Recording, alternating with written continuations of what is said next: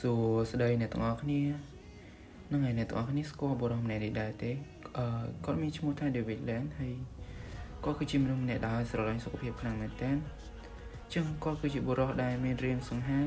និងកាយសម្បទាល្អមិនមែននៅសុកគាត់ទទួលបានរាងកាយដ៏ល្អបែបនេះនោះទេក៏ប៉ុន្តែនៅវាក្រោយអាចកំបាំងនៃរូបរាងដ៏ស្រស់ស្អាតរបស់គាត់គឺជាការហាត់ប្រាណដូច្នេះការហាត់ប្រាណបានបញ្ជាក់ឲ្យយើងឃើញថាដើម្បីទទួលបានរាងកាយដ៏ល្អនិងស្អាតមានសុខភាពរឹងមាំសាច់ដុំធំគ្មានជាតិខ្លាញ់គឺដោយសារតែការហាត់ប្រាណការលើកដុំដែកឬក៏ការលើកឧបករណ៍ធ្ងន់ៗអាចផ្លាស់ប្ដូររាងកាយមនុស្សពីធាត់មកស្គមហើយក៏អាចផ្លាស់ប្ដូរពីរាងកាយដែលស្គមទៅ